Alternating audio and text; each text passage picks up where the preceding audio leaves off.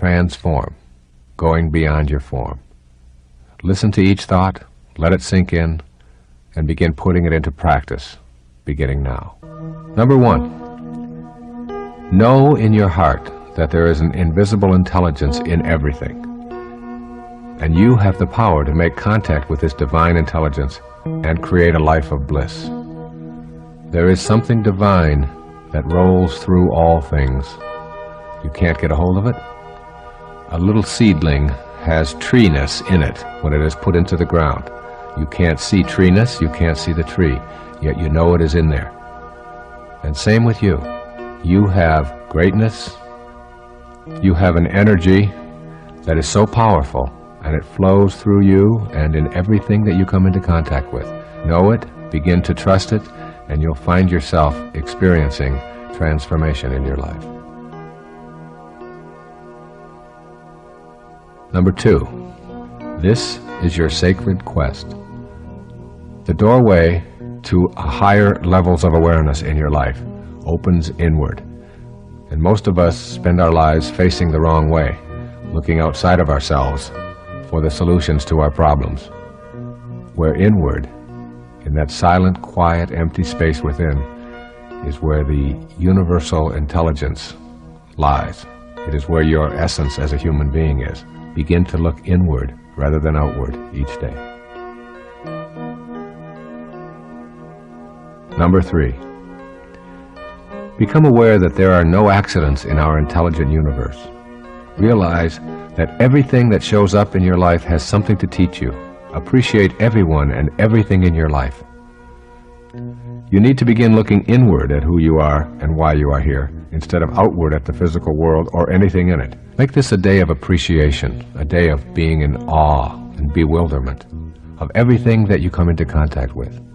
Appreciate your liver, appreciate your eyes, appreciate your legs, appreciate your mind, and everything that you come into contact with. Instead of judging it, just appreciate it. Number 4, draw your inner energy from the beauty that surrounds you. When you do so, this energy reception will become a source of strength and sustenance in your life. As you begin practicing beauty appreciation and seeing it in all things that you encounter, including all people, as you begin to see the fullness of God in everyone rather than something to judge, you'll find a new kind of bliss in your everyday life.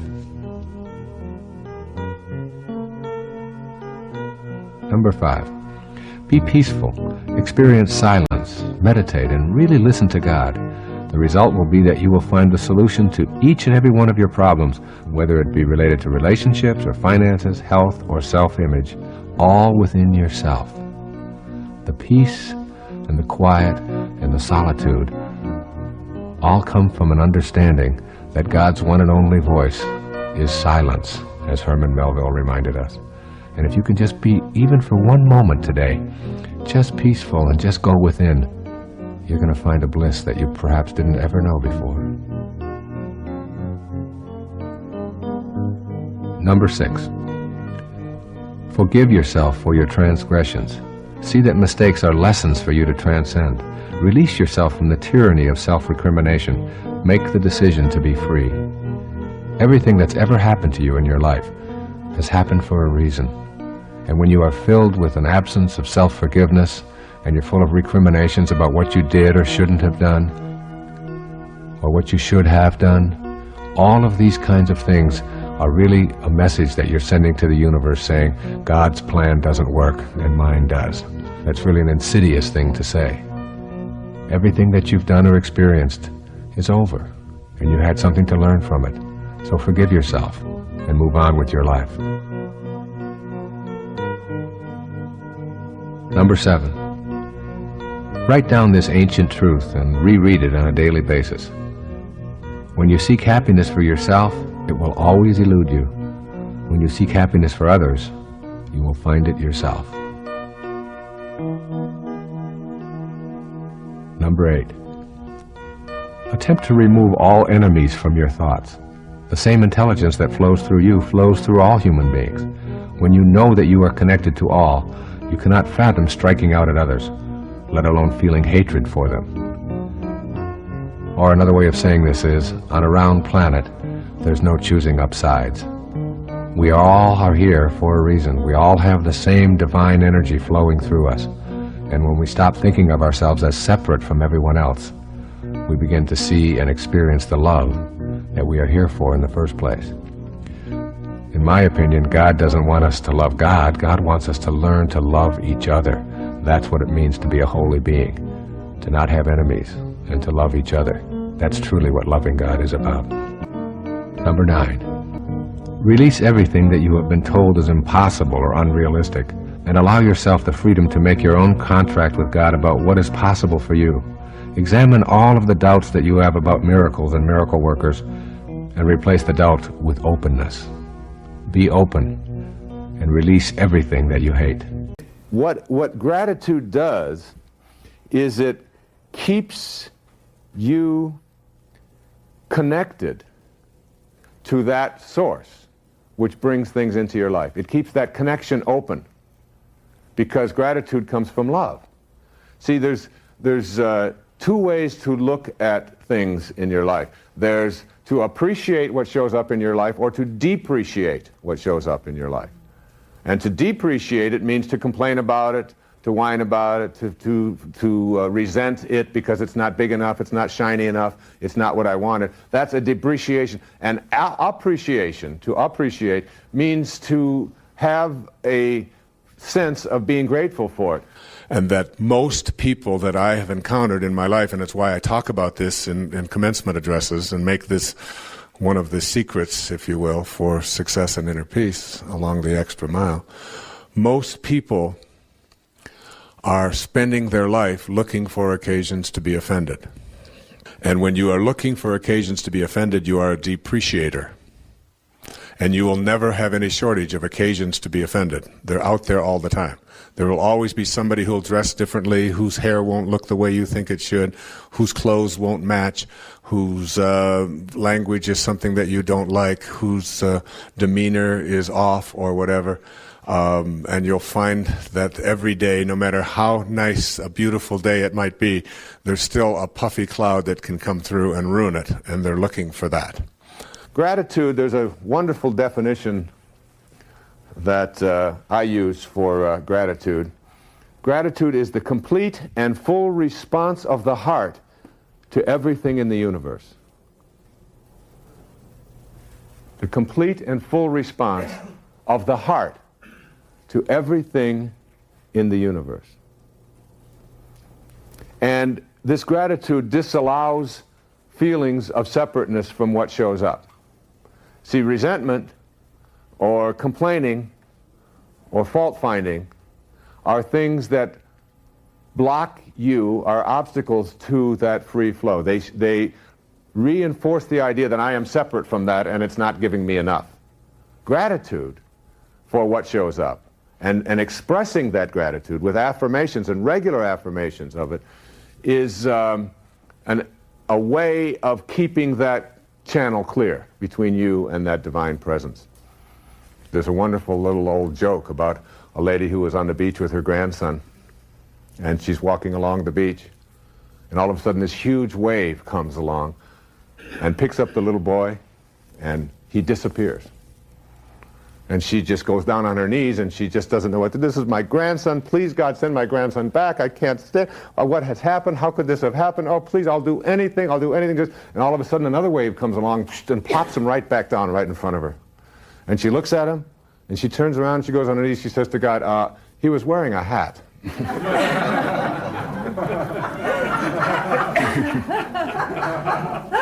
You know? I haven't thought of that story in a long time. This idea is not just, as I said, it's not just good citizenship we're talking about here. It's cultivating this attitude of flow, of allowing, of permitting things to continue to grow in you, because gratitude is love.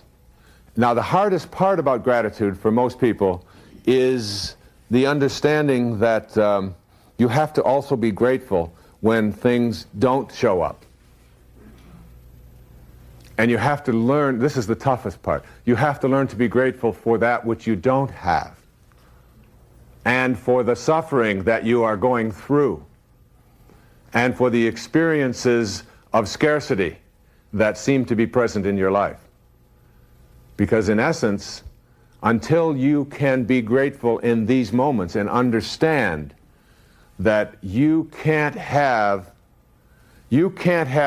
sobriety, generally speaking, without having known its opposite. Everything in the physical plane has its opposite. People who have been through addictions generally know and appreciate and are grateful for those addictions when they transcend them. You won't find very many alcoholics who are in recovery who will say, I resent my addiction days. Instead, what they say is, they were the greatest teachers I ever had. And I couldn't be where I am today without having had those. Now, this is true for all of our experiences. When people say to me, can you really say that you are grateful that your father walked out of your life when you were just a baby? Can you really say that the time that he spent in prison, and the fact that he never sent any money, and the fact that you had to spend early years in foster homes and so on, and away from the rest of your family, can you really say that you're grateful for that? I say, my father was my greatest teacher. I never met the man. And I talked about that on an earlier program. But without my experience of learning to rely upon myself as a young boy, I couldn't, as a grown man, be teaching self-reliance today. Couldn't do it. Life is a journey with 3 ascending paths. On the first path of your journey, you learn through a process I call enlightenment through suffering. At this stage, you ask, why me, when something occurs that is painful or difficult? After a while, you see, with the benefit of hindsight and suffering, that it allowed you to move on to another life experience of great value. You realize that you had to experience the pain in order to transcend it. Some people continue this cycle their entire lifetime. They never seem to get the message that unless you learn from your mistakes, you are doomed to repeat them. For persons in this category, real magic remains unavailable. If you recognize the first path as a pattern in your own life, then you probably have moved up past suffering as your means to learning to enlightenment through outcome. At this level, you develop a knowing that says, there are no accidents. Everything I am experiencing is necessary for me to move ahead to the next step. This is a shift of paramount significance. The shift in your mind allows you to look at the outcome of an event or experience and what you can learn from it. Instead of a poor me approach, you shift to a learning approach. You ask yourself, how can I create the outcome I want with what I'm presently experiencing? Many people spend their entire lifetimes on this second path. They see obstacles as opportunities. Living at outcome is far superior to living at suffering. What is missing in their lives, however, is the possibility of experiencing real magic and the ability to make miracles happen. For this, one needs to go to the third path on this metaphorical journey. I call the third path purpose. Learning that you have a heroic mission and getting in step with that mission is the path I'm encouraging you to take as you begin to introduce real magic into your life. Everything in the universe has a purpose. The invisible intelligence that flows through everything in a purposeful fashion is also flowing through you. Here's one way to begin the process of getting to purpose. First, think about the concept of eternity. No beginning, no end, just like the concept of God or nature or the universe. Try thinking of your life as a parenthesis in eternity. The parenthesis opens the moment of your conception and closes at the instant of your death. The space within this parenthesis is your life, surrounded by something called eternity. There is something that is very much a part of us that is invisible. Call it mind, thoughts, consciousness, soul, or even Louise if you like. The invisible self, the part that is not your physical sensory self, is the part that can contemplate eternity. If you even mildly accept the notion of eternity, then it is real for you. Remind yourself that everything exists for some reason as a part of the perfect intelligence that is the universe. Next, right here and now, go back to being a child again in your mind. You will see that the childhood experiences, whatever they were, helped that little person you were to become the adult you are today. I'm not asking you to judge, like or dislike, approve or disapprove. Simply see that each experience led to the next and offered you something to grow on or not to grow on. As you travel backwards in your mind, you can go all the way back to your infancy, right back to your very beginning. Mentally, contemplate the speck of time immediately preceding your conception when you were still part of eternity. There had to be an instant when, for whatever reason, you came from what we call nothingness to somethingness. The question I pose to you is, why? I suggest that your presence in the world of form has a grand mission and that you can discover and begin thinking, feeling, and behaving in ways consistent with that mission. For me, Wayne Dyer, in the 1990s, I have gone back in my meditations and discovered why I showed up in form back in 1940. It feels very clear to me. I accept that I was born to accomplish certain things, and that each and every experience of my life since conception has led me to this purpose. My purpose is to give, to serve, to promote peace and prosperity, and to become totally, unconditionally loving to all people. Getting to purpose in life by going within and discovering that purpose is about loving unconditionally and serving alters one's worldview dramatically. Miracle making is then just around the corner. Suffering decreases measurably because the emphasis ceases to be, why me? When you go beyond outcome in life, you find yourself unconcerned about what's in it for you. You go beyond success, achievement, and performance as indications of your life's mission. Your purpose takes hold and you gain a sense of joy and inner harmony, knowing that you are divinely fulfilling your reason for being here. Once you begin the journey toward a life on purpose, you enter the realm of real magic. When you are on purpose, you are truly flowing with life, experiencing a kind of harmony that comes from not having to strive for something else. You sense that you are being watched over, and your actions come from this inner beatitude of rightness or centeredness. Live your life entirely on purpose and renounce any and all credit that may come your way from your actions. Be consistently aware of the need to serve God and to serve others in any and all of your actions. This is the way of the miracle worker. But I've noticed that since I have begun to view the world that way and view people, even people who are behaving in a negative way or in an abusive way, I have a tendency to think that they're still good people who are acting out in a way that really isn't reflective of their divineness and who they are. I found that I hardly ever run into it anymore. I hardly ever run into negativity. I hardly ever run into people wanting to take advantage of me.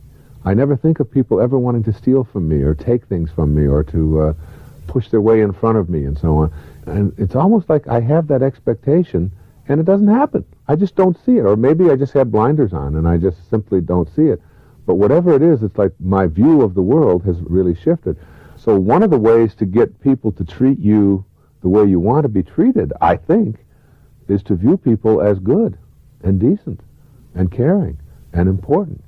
And then to understand that your experience of everybody in your life is really nothing more than your thoughts about them.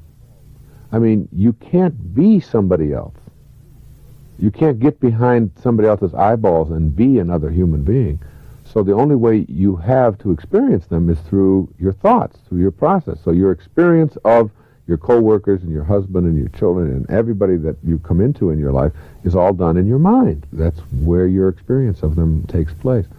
And if in your mind, which is your corner of freedom to have and to think any way that you want to, if in that mind of yours you tend to view people as good rather than as evil, you tend to see the positiveness in life rather than being focused on the minority, the tiny, tiny percentage of negativity that's in the world, you're going to almost create that with your expectation. At least that's been my experience.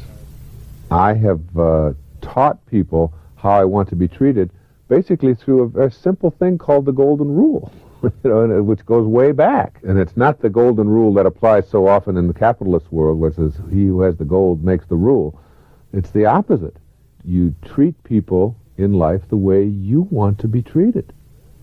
And I find that as I do that, wherever it is, wherever I am, just a little while ago over at the airport, a lady was having trouble with her suitcase. It was a very, very heavy suitcase, and she just couldn't manage it. And I just walked over and carried it 100 yards for her. I mean, she just was so grateful and so happy, and so that would be exactly what I would want somebody to do were I little and trying to, or say I lived in a world where people were giants, and I was, who I am was little, and I couldn't manage something. If someone would just come along and give me that helping hand, I have found that as I treat people that way in my life, that they almost always respond the same way. You can do this in your mind. It doesn't just get measured in acts and in deeds. You go into a busy, crowded place, I say a restaurant, you don't want to wait 2 hours for a table, and everybody's milling around and angry and all of that, and you find that if you're very peaceful about it and very loving towards the person, and you'd let them know that, you'd like to have a table earlier for whatever reason, or your wife is pregnant, or that you're in a hurry, and you find that people want to accommodate you. They don't want to put you ahead of other people. That isn't what I'm talking about, because you certainly always have the option of going to another restaurant or whatever.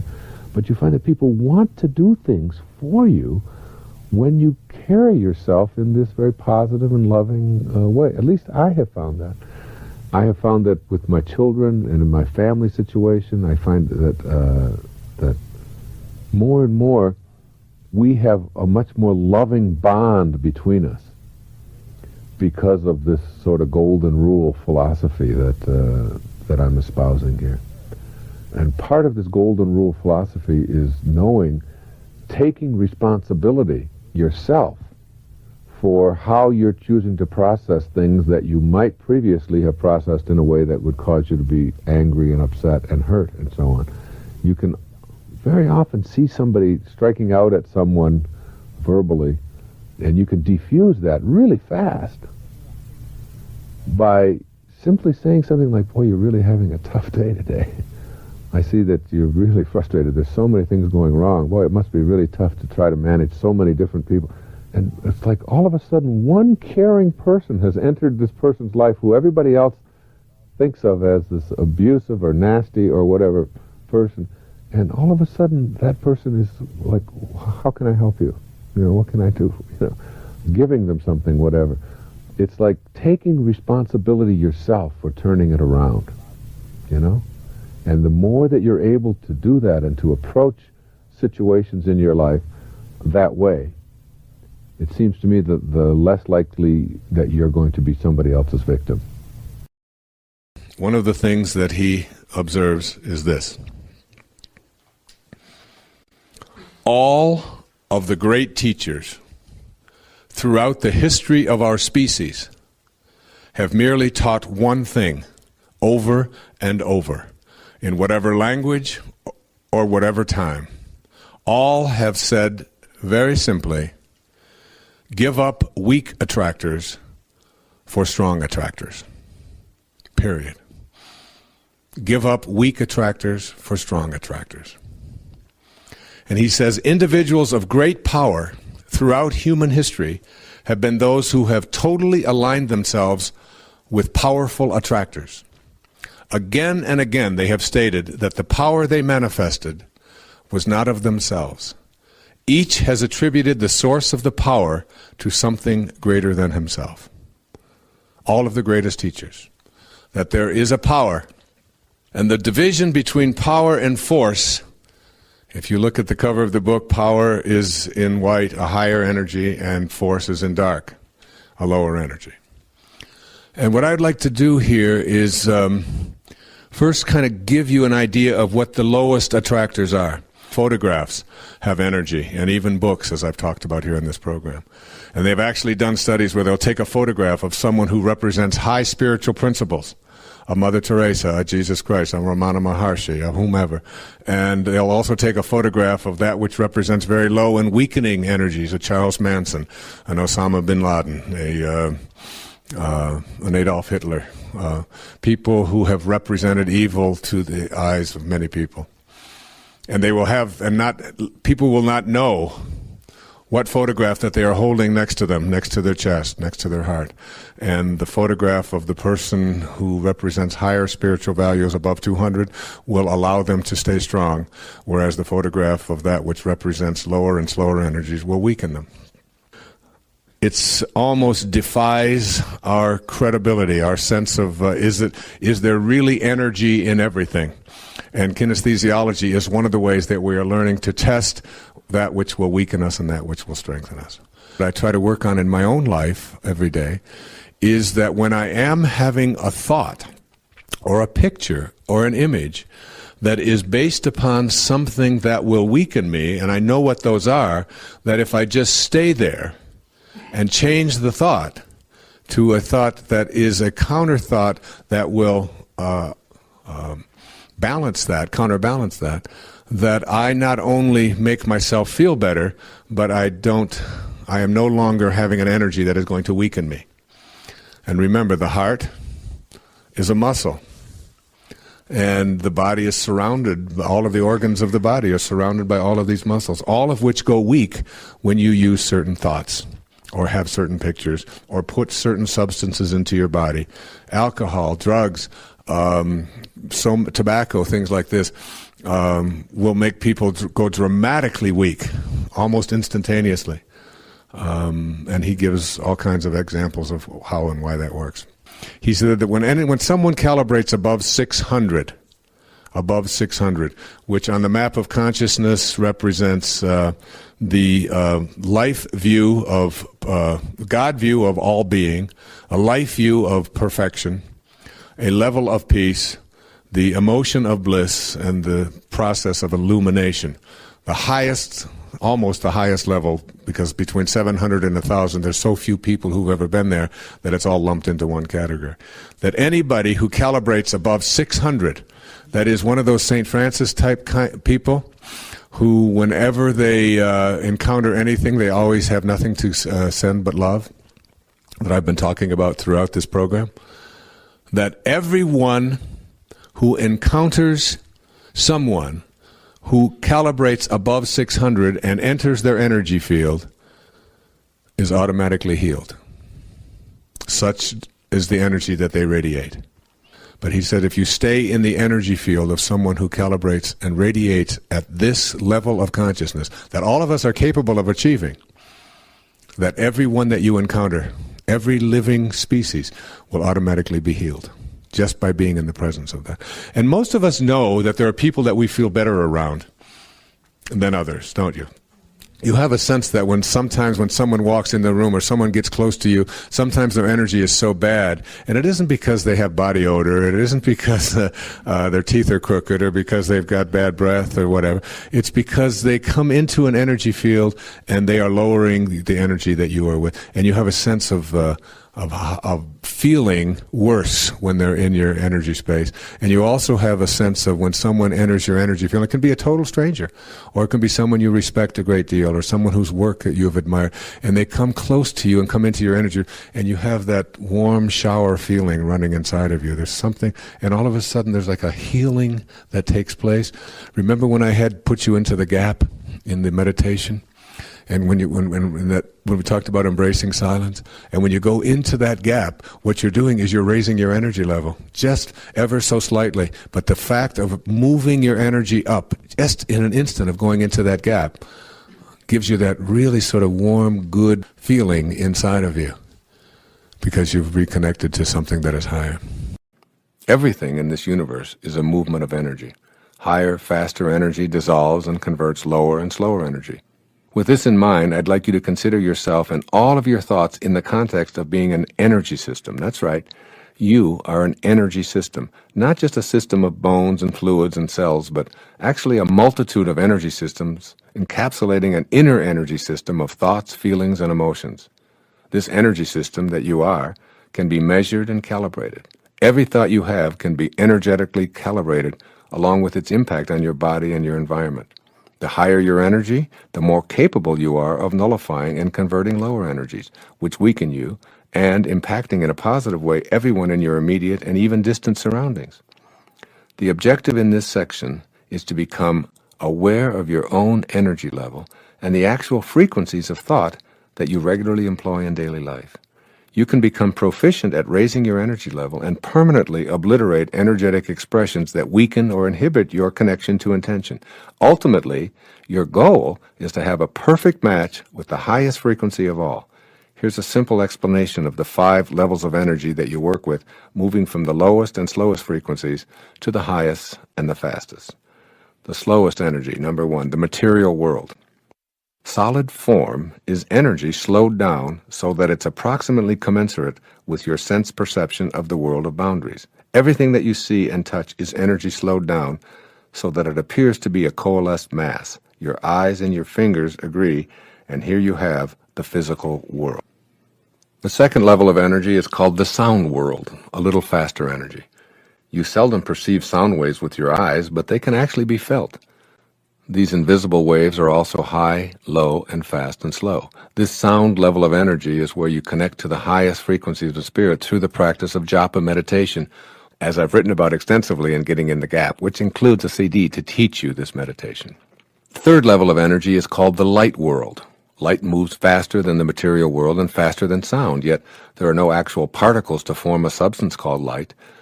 What you see as red is what your eye perceives a certain pulsating frequency to be, and what you perceive as violet is an even faster and higher frequency. When light is brought to darkness, darkness becomes light. The implications for this are startling. Low energy, when faced with high energy experiences, an automatic conversion.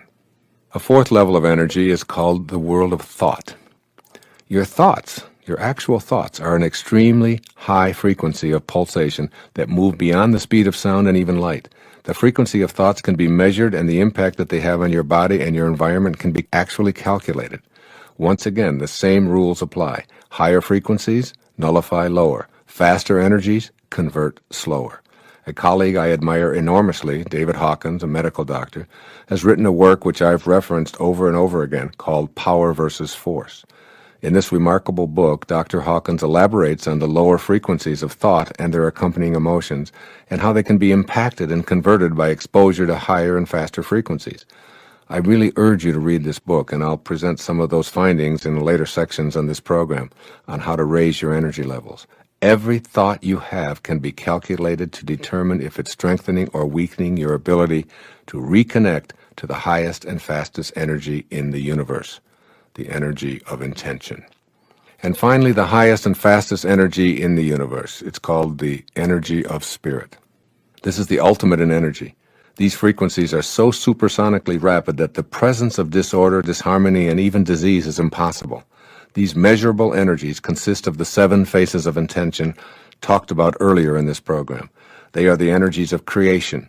When you reproduce them in yourself, you reproduce the same creative quality of life that called you into existence. They are the qualities of creativeness, of kindness, of love, of beauty, of expansion, of peaceful abundance, and receptivity to all. These are the highest energies of the universal spirit itself. You came into existence from this energy, and you can match up with it energetically as you remove all of the low energy pulsations from your thoughts and feelings.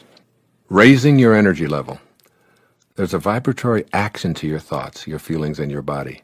I'm asking you to increase those frequencies so they're high enough to allow you to connect to the power of intention. This may sound like an oversimplification, but I hope you'll try raising your energy level as a way to remove the obstacles that prevent you from experiencing the perfection that you're a part of. You cannot remedy anything by condemning it. Again, you cannot remedy anything by condemning it. Underline that in your consciousness. You only add to the destructive energy that's already permeating the atmosphere of your life.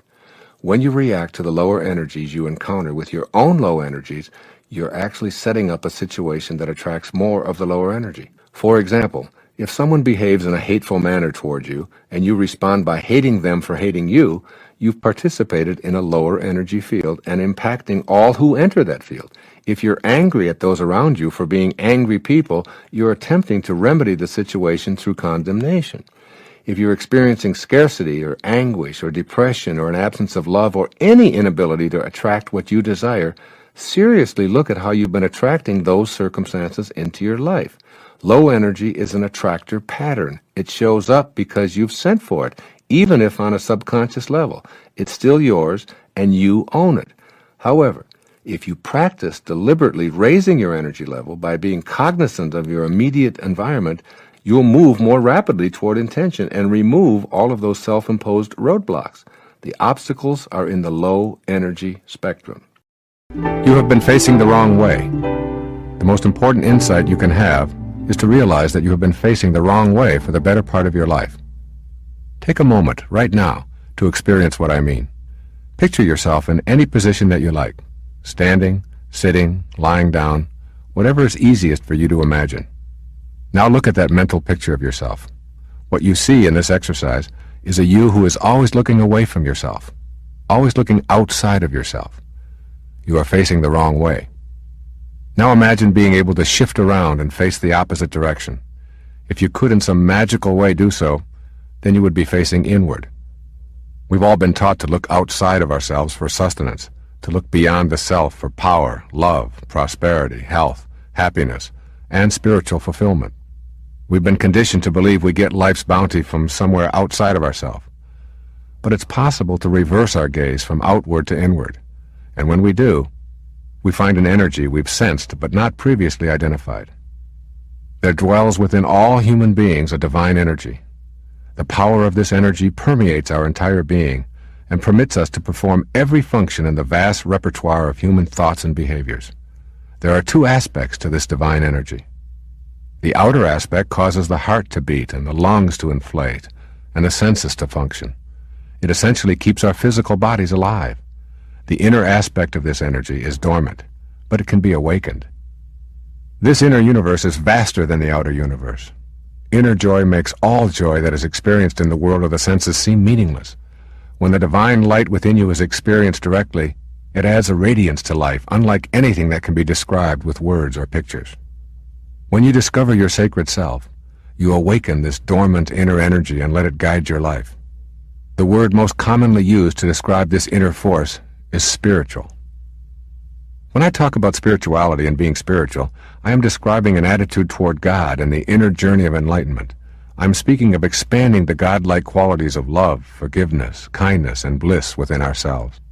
In my interpretation, spirituality is not dogma or rules. It is light and joy and focuses on the experience of love and inner bliss, radiating those qualities outward. I call the journey to discover your sacred self your sacred quest. You need to begin looking inward at who you are and why you are here instead of outward at the physical world and things within it. There was an instant in time when you were nowhere. The moment before your conception, you were nowhere.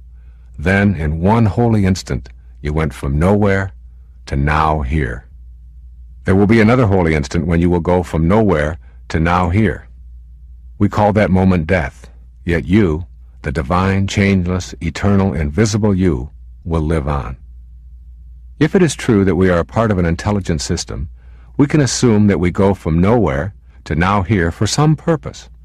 With this realization, you can stop doubting that you are a divine creation with purpose and just accept that you are. You are a part of this intelligent system, and you are here for some divine reason. That reason, you can surely guess, is concerned with the spiritual inner energy I am writing about.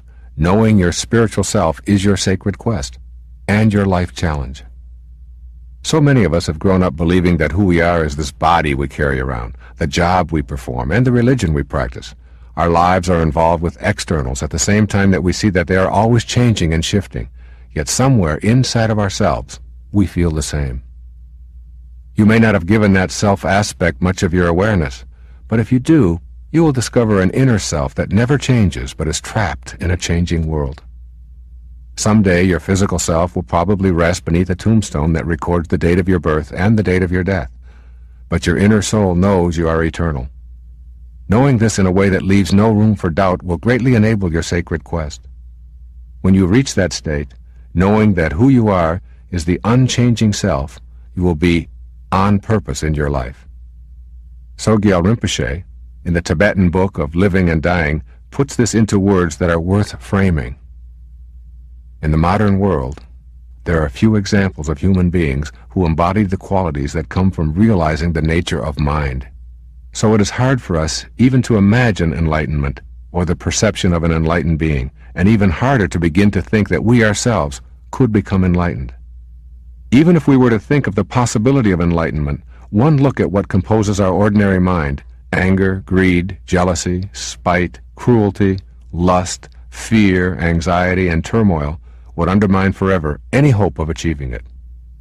Enlightenment, he continues, is real, and each of us, whoever we are, can, in the right circumstances and with the right training, realize the nature of mind, and so know in us what is deathless and eternally pure. This is the promise of all the mystical traditions of the world, and it has been fulfilled and is being fulfilled in countless thousands of human lives. You can be one of those thousands of enlightened humans. This will happen as you discover the nature of your true self and relegate the part of yourself that is centered on the physical to the background where it belongs. From there, it can cheer you on and support your higher self, rather than act in ways that sabotage your true spiritual essence. This whole business of a sacred quest is real, and you can know it, love it, and cherish it. Once you do, you will never want to go back to any way of living that is inconsistent with your divine, though invisible self. You are not that name, that occupation, that social security number, that body. You are eternally light and divine, regardless of what you have done or failed to do, regardless of what family you lived in, or what you may have been labeled. You are holy, and you have a purpose for being here. Hello, Abraham. It's wonderful to be here in your person. But what I'd really like to talk to you about for a moment is something called collective intention. I'm not looking to attract anything more into my life. I'm looking to see if I can impact the world in such a way with my consciousness, by getting myself in balance, that I can impact others in such a way that we can get the whole world back in balance. Is that possible? Well, we are appreciating your words very much, but we are wanting to say that if you will start with the premise that the world is already really, really, really in balance. In other words, look at the things that are stable and acknowledge the perfection of that. The sun's coming up every morning and the food is continuing to grow. Things that are so big that you can't even imagine contemplating otherwise. And then from that place of aligning with the well-being, then you become an open vortex to well-being and a catalyst for the perpetuation of more things like that. When you come forth as a powerful teacher as you are, we can feel that for a very long time, the driving force within you, and so many, is to assist this world in becoming a better place. Inherent in that very premise is this little awareness that there are things about it that are not so much in a good place. And then, without meaning to, you activate that within yourself, and then you become part of the disallowance of it, and then there is a sort of perpetuation of the same. What almost always happens is your attention to the very thing that you think needs to come into alignment just gets it out of whack within you. So then it keeps coming back around to the same thing. The only thing that you can do anything about is your own alignment. And when you tend to your own alignment and live it through the power of your example, then what happens is those that get in vibrational proximity of it hear from you. You've learned long ago, as have we, that when you try to answer a question that hasn't been asked, it's sort of like pushing a noodle. In other words, it doesn't go very far. But when you are in vibrational alignment with who you really are, then the universe lines you up with those who are ready to ask, who are asking and ready to hear, and then on it goes. We do not see your world in a bad place. We see this contrasting experience as the catalytic experience that you all knew it would be when you decided to come forth.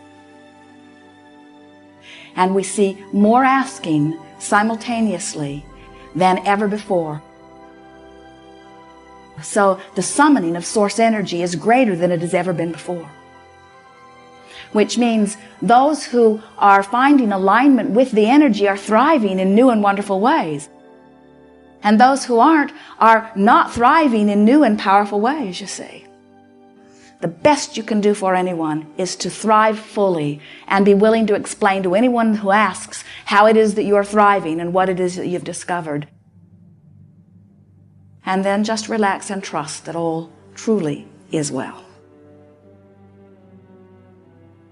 So when others are not feeling good, Yes. when children are starving, when the kinds of things that we call problems in the world exist, it's like if everything in the universe, in the world is perfect, then so is my desire to change it a part Yes, of that perfection. we agree. In other words, we think that that larger contrasting experience can give birth to a desire within you. And even though it's not personal to your experience because it's on the other side of the world, it is personal to your desire, and you have the ability to create. We agree. Do something that you can do something about, which is align your own energy. And then we soothe you, not in a sort of placating way, but we want to let you know the power of what you do. When you observe and feel the desire that is born from you, and then you get into alignment with it, you do carve a pathway for the future experience of that. And future experiences do happen beneficially from that which you have laid out. As you are able to interact without losing your balance, then you are connected to source energy. You're like a satellite dish that is beaming the signal in a more powerful way. As you pay attention to the way you feel, and nothing is more important than that you feel good, so that you make sure that you have tended to that connection first and foremost, then there is nothing that you cannot influence for the better.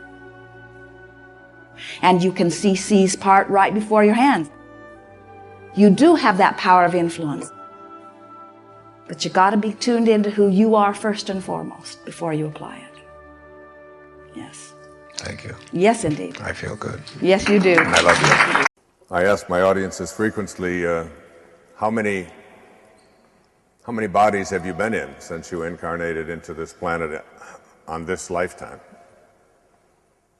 Because one of the great teachers and sages of my life, a man named Muktananda in India, was asked the question, what is real, Swami? What is real? And he said, that is real, which never changes. So anything that is changing doesn't meet the definition of being real. So who are you? What part of you meets that definition? Certainly not that body that you're in. We've all been in so many bodies since we showed up. We were all in a little body about this big that weighed 7 or 8 or 9 pounds. And we were all in a body that was this big, a little toddler, and a teenage body, and a 20-year-old body, and for some, a body that has gone on. We've been in many bodies up and through the 70s and 80s, like myself, 71 years of age. And if you think that body that you are in is real, then you must have thought that about your 10-year-old body as well. So I invite you to go out and bring that 10-year-old body in here, and we'll talk to it. And you smirk and laugh and so on because you realize that that's impossible, because it's not real. It doesn't exist, does it? And the same is true of the body that you walked into this beautiful church here in Assisi tonight. It will be different when you walk out. You'll walk out of here with a different body than you walked in with. So that by that definition, this is all just an illusion. It's just constantly changing, and therefore it isn't real. But there is a part of each and every one of us that can remember being in that 10-year-old body, and that observed it and noticed it, and that you can close your eyes and be there. You can do everything you did when you were 10 or 12 or 20 or 30 or whatever. And so it is to that element of your consciousness, of your awareness, of your reality that I address these remarks. Not the body, not our physical possessions, but our soul, our spirit, our divine mind, whatever we call it.